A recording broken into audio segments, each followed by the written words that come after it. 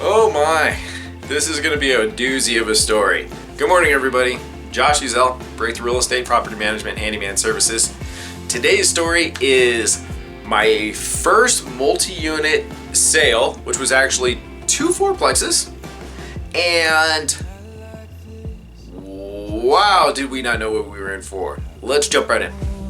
Be anywhere else, got a heart of gold and a soul to match, can measure this moment. If you're enjoying these tidbits, please hit that like and subscribe button below, or it might be like and subscribe button below. Doesn't matter, just hit them both.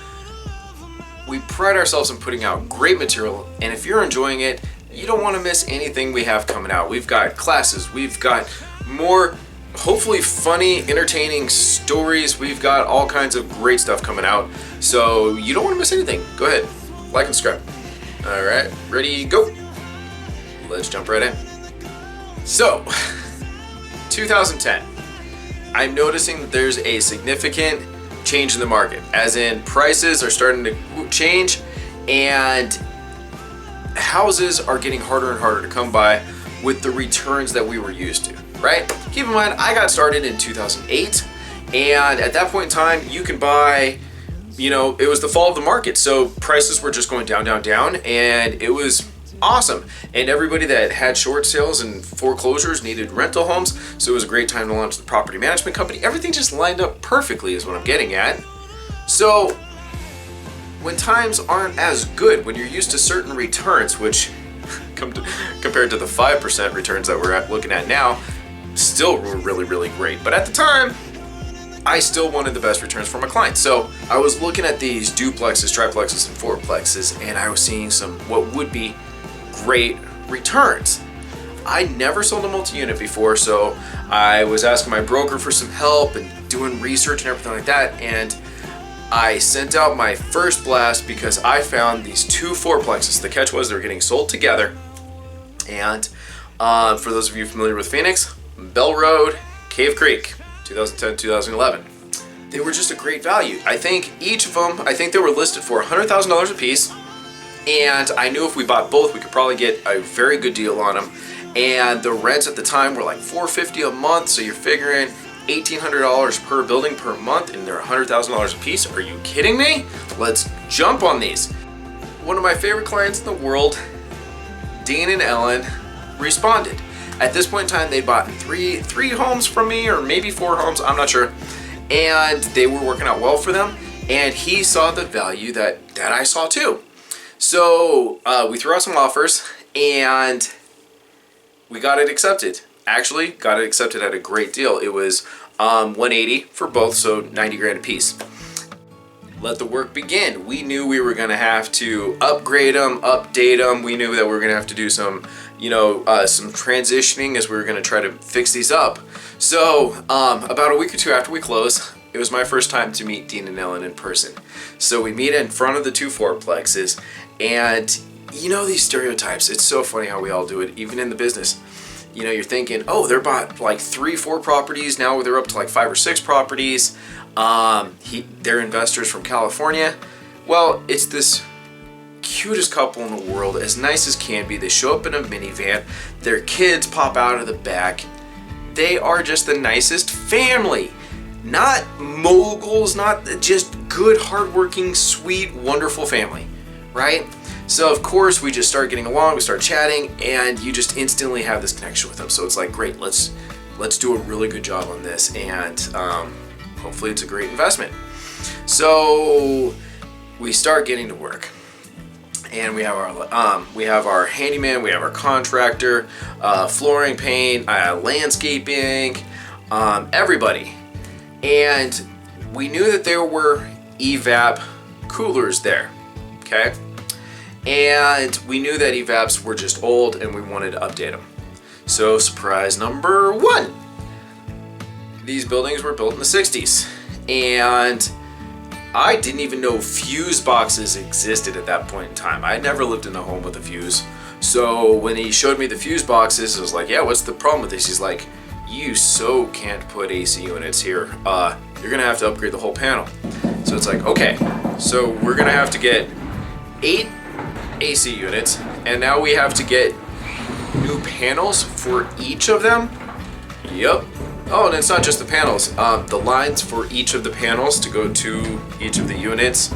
Yeah, this is going to be thousands of dollars more. Oh, okay. Luckily, Dean and Ellen were ready for this. We were ready for pretty massive upgrades to this property. So, handle that one, right? So the AC people are doing the work and all that stuff. And so now the interior people are simultaneously doing their thing. And we're tearing out like a little hole in the wall to put like a bar for the kitchen so it opens it up. We're scraping the ceilings, changing the flooring, upgrading the bathrooms, fans, the whole shebang. And we get through about 3 days worth of work, and in the morning I get a call from our handyman who says, "Hey Josh, I think our materials and a lot of our tools got stolen. Can you get over here and check it out?" And get over there. Yep. Almost all of our stuff in one of the particular units was stolen. They had thrown something through the window, gotten to the door, blam. It's like, oh shoot. So we board up the window and we're like, okay, well, let's put some screen doors on. Let's make sure, keep an eye out, take your stuff with you at the end of the night. Let's go from there. So I think 2 or 3 days pass and get a call from them again. And they're like, Josh, get over here. So go down, this time it's the end unit, and we go in and it is tagged up every which way from Sunday, and the windows are broken, and there's just trash everywhere. It's like, jeez. Well, somebody had a party or something here last night. So at this point in time, it's like, well, should we invest in a security system or, guards? What should we do? And we were contemplating which way to go. They put up screen doors, and they were in the midst of putting bars on everything. The very next day, we hadn't quite finished putting up the bars. It was almost, in our opinion, secure. We get a call from the police, and I think it was about 4 o'clock in the morning. It was still dark outside. Came over. They're like, Josh, there was a fire inside your building. It's like, what? And instantly you go, oh crap. They're like, don't worry. There was more like a bonfire, cooking fire inside your building. You had some squatters in there, and they were cooking food. And one of the neighbors saw the flickering lights, and so they called us, and so we went ahead and took care of it. But you're gonna want to get over here because there's definitely damage and stuff. You're gonna seal up the property. So get over there, and yep, right there in the living room, they had built a little bonfire, and it had basically burned through the concrete, and then it had blackened the whole ceiling on the inside, and the whole place smelled like smoke. And they had used the bathrooms, let's just say this, and the bathrooms were not ready to be used. So there was nasty mess all over the place. And unfortunately I have to call the owner, and like, Dean, this happened, and luckily not the end of the world, but blah blah blah. So not only did we get a security system, but we got a security guard to then keep track for the rest of the construction period, right? And you had 2 units on one side, 2 units on the other side, and once we had the guards there and the security system, the 2 that lived there on the one side came up to us one day, and they're like, hey, we really love what you've done with this place. We actually have some family and friends, that, hey, they would love to come in and move in. What are your rents going to be?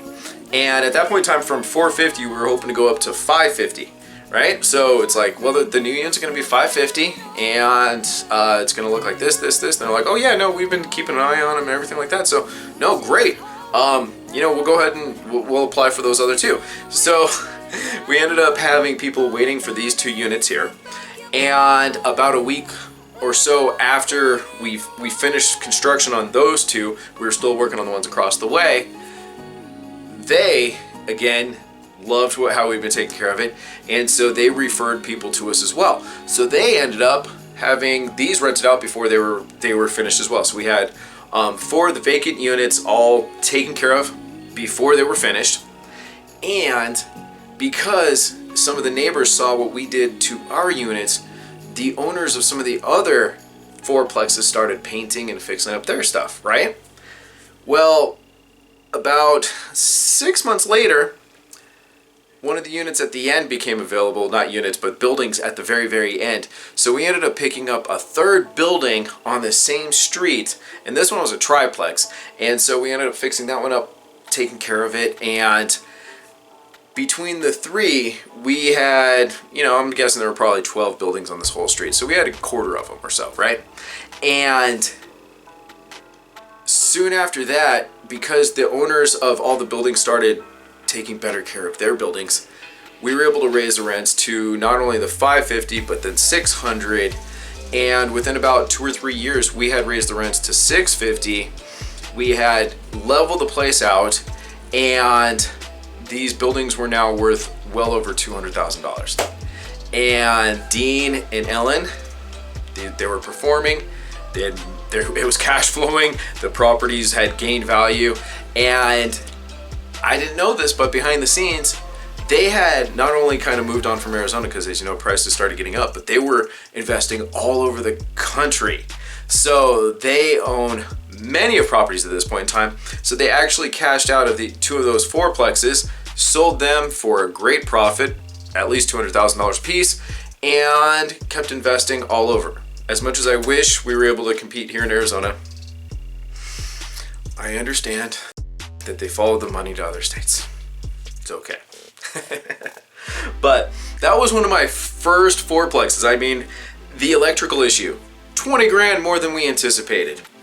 The crime added probably 2 months to this stuff, and who knows how much more in, expenses. I mean, sorry, it was about 20 grand more total than we anticipated because of all the vandalism and the electrical panels, and it was just kind of crazy what happened. Oh my gosh.